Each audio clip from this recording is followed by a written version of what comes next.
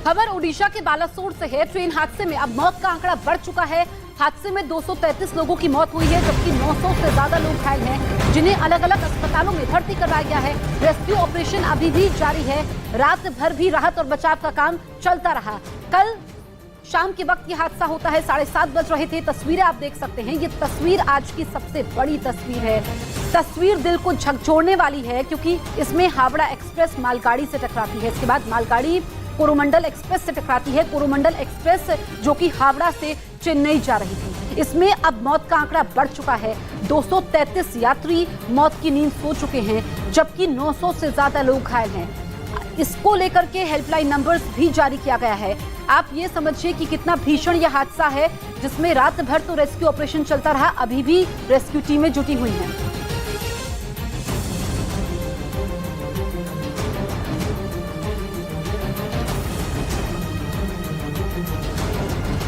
तो ओडिशा में ये बड़ा ट्रेन हादसा हुआ है, जिसमें 3 ट्रेनें टकराती हैं। 233 लोगों की मौत, 900 से ज्यादा लोग घायल। मुआवजे का ऐलान हो चुका है। ओडिशा में 1 दिन के राजकीय शोक का ऐलान किया गया है। इसके अलावा रेल मंत्री अश्विनी वैष्णव भी आज घटनास्थल पर पहुंचेंगे। यह आज की सबसे बड़ी तस्वीर है। तस्वीर डराने वाली है। तस्वीर अतीत में हुए भीषण ट्रेन हादसों की याद भी दिलाती है। और इस साल का ये सबसे बड़ा रेल हादसा, जिसमें यात्री अलग अलग मंजिल पर जा रहे थे। शाम को 7:30 बज रहे थे। कल यानी कि शुक्रवार को यह हादसा होता है, जिसमें मालगाड़ी, क्योंकि मालगाड़ी में वैसे भी सामान होता है और इसमें कई सारी बोगियां डिटेल हो जाती है। आप अंदाजा लगाइए कि कई सारी टीमें, जिसमें एसडीआरएफ की टीम मौजूद है, एनडीआरएफ की टीम मौजूद है, 200 से ज्यादा एम्बुलेंस है, स्थानीय प्रशासनिक अमला मौके पर मौजूद है। उसके बावजूद भी रेस्क्यू ऑपरेशन में दिक्कतें पेश आ रही हैं। गैस कटर की मदद लेनी पड़ रही है। बोगियों को काट करके यहाँ पर लोगों को निकाला जा रहा है। और खुद कल ओडिशा के मुख्यमंत्री नवीन पटनायक कंट्रोल रूम में पहुंचते हैं, जहां पर हालात की जानकारी लेते हैं। हमने देखा कि कल जैसे ही यह हादसा होता है, उसके बाद पीएम नरेंद्र मोदी ने भी दुख व्यक्त किया। जो मृतक के परिवार है, उनके लिए सांत्वना व्यक्त की और मुआवजे का ऐलान किया गया। इसके अलावा हम आपको बताएं कि यह हादसा हुआ कैसे। दरअसल जो हावड़ा एक्सप्रेस थी वो मालगाड़ी से टकराती है। उसके बाद मालगाड़ी कोरोमंडल एक्सप्रेस से टकराती है और इसमें बालासोर में 200 से ज्यादा यात्री मौत की नींद सो जाते हैं। 2 तस्वीरें आपके सामने हैं। पहली तस्वीर सीधी लाइव तस्वीरें आप देख सकते हैं, जिसमें ये जो तस्वीर है, इसको देख करके ही अंदाजा लगाया जा सकता है कि यह हादसा कितना भीषण है। और इसमें प्राथमिकता यही है, इस वक्त कोशिश यही है कि अगर जिंदगी बची है, जो लोग अंदर हैं, बोगियों के अंदर है, उनको बाहर निकाला जाए, उनका सही तरीके से उपचार हो पाए। और जो परिवार वाले हैं, जो यात्री इन ट्रेनों में मौजूद थे, जो अलग अलग मंजिल की तरफ बढ़ रहे थे, उनके रिश्तेदारों को सूचना देने के लिए हेल्पलाइन नंबर्स जारी किए गए हैं, ताकि वो अपनों की सलामती के बारे में इन हेल्पलाइन नंबर्स में कॉल करके पूछ सकें। और अभी भी कई लोग फंसे हुए हैं। मौत का आंकड़ा लगातार बढ़ रहा है। कल से लेकर के अब तक 233 लोगों की मौत हुई है। ये नीचे हम हेल्पलाइन नंबर भी चला रहे हैं, क्योंकि जिन लोगों के अपने इसमें फंसे हुए हैं, वो इन हेल्पलाइन नंबर्स में कॉल कर सकते हैं और अपनों के बारे में पूछ सकते हैं। इस वक्त स्थिति ये है कि कई लोगों की पहचान नहीं हो पाई है, लेकिन अलग अलग अस्पताल हैं जहां पर बेड रिजर्व किए गए हैं और जो लोग घायल हैं उनको अस्पतालों में ले जाया जा रहा है। मेरी सहयोगी प्रियंका कांडपाल फोन लाइन पर मौजूद है। प्रियंका, सबसे बड़ा रेल हादसा इस साल का और भयावह तस्वीरें हैं। इस वक्त ताजा जानकारी क्या मिल रही है? रेस्क्यू ऑपरेशन में कितना समय और लगेगा? कितने यात्री अभी भी फंसे हुए हैं?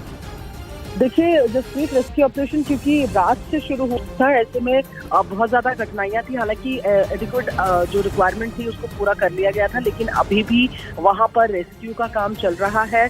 मौत के आंकड़ों की बात की जाए तो लगातार बढ़ते जा रहे हैं। अभी जो जानकारी मिली है, 233 लोगों की मौत इस भयानक रेल हादसे में हुई है, जबकि तकरीबन 850 के लगभग जो लोग हैं वो बताया जा रहा है कि घायल हैं, जिनको आसपास के अस्पतालों में लेकर जाया जा रहा है।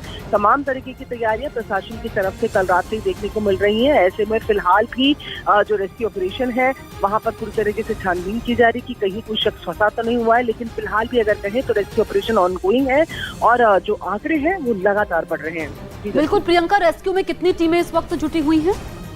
देखिए, रेस्क्यू के लिए बहुत टीमें हैं, क्योंकि एनडीआरएफ की बात की जाए, एसडीआरएफ की बात की जाए, जो फायर की टीमें हैं, उन सभी को मिलाकर कल रात से ही बहुत सारी टीमों को वहां पर भेजा गया है। 108 के लगभग एम्बुलेंसेस को रात को ही वहां पर भेजा गया था। अभी माना जा रहा है कि जो रेस्क्यू ऑपरेशन है वो धीरे धीरे खत्म होने की कगार पर है। ऐसे में अभी वहां पर लगातार जो टीमें पहुंच रही हैं, और स्पेशली जो अस्पताल हैं वो भरे हुए हैं। ऐसे में आसपास के जितने डिस्ट्रिक्ट्स हैं उनको भी ये बोल दिया गया है कि वो अपने इम्पैनेंट हॉस्पिटल्स को खाली रखें और इमरजेंसी के लिए तैयार रहें। लेकिन सबसे बड़ी खबर यही कि 233 के लगभग। बिल्कुल प्रियंका, क्योंकि हाल के दिनों में इसे सबसे बड़ा रेल हादसा कहा जाएगा। देखिए, बिल्कुल, और ये रेल हादसा डिरेलमेंट की वजह से हुआ है। बताया जा रहा है कि जो पहली ट्रेन थी वो आई और 6:54 के लगभग वो डिरेल हुई। दूसरी, और ये डिरेल हुई, इसके बाद जो इसके डब्बे थे, कोचेस थे, वो दूसरी वाली ट्रैक पे जाके गिर गए। तो दूसरी ट्रैक पे जो ट्रेन आ रही थी वो भी डिरेल हो गई इस ट्रेन के डिरेल होने की वजह से। बताया जा रहा है 12 से 14 कोचेस एक ट्रेन के, 3 से 4 कोचेस दूसरी ट्रेन के डिरेल हुए हैं। तो आप समझिए कि इतने बड़े बड़े कोचेस जब डिरेल हुए, यानी कि पूरी तरीके से पलट गए दूसरी ट्रैक के ऊपर, तो ये हादसा इसी वजह से बेहद भयानक हो गया है। न केवल इस साल का, लेकिन जिस तरीके के हमने ट्रेन हादसे देखे हैं, तो सबसे ज्यादा मैग्नीट्यूड वाले हादसों में इसको भी गिना जाएगा। और इसी वजह से जो ओडिशा गवर्नमेंट है, उन्होंने भी एक दिन का राजकीय शोक इसको लेकर अनाउंस किया है।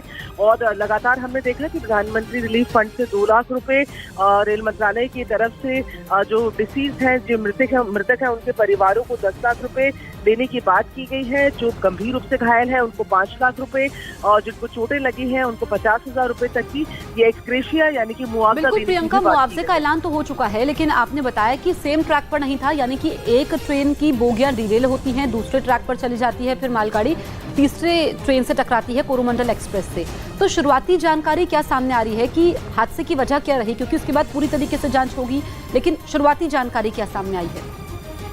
हादसा जो है यही बताया जा रहा है कि डिरेलमेंट की वजह से ही हुआ। अब ये डिरेलमेंट किस वजह से हुआ, ये गाड़ियां क्यों डिरेल हुई, इसको लेकर इंक्वायरी सेटअप की गई है, जिसमें रेलवे के एक सीनियर ऑफिसर जो है वो पूरी कमेटी को हेड करेंगे और उसकी जानकारी देंगे।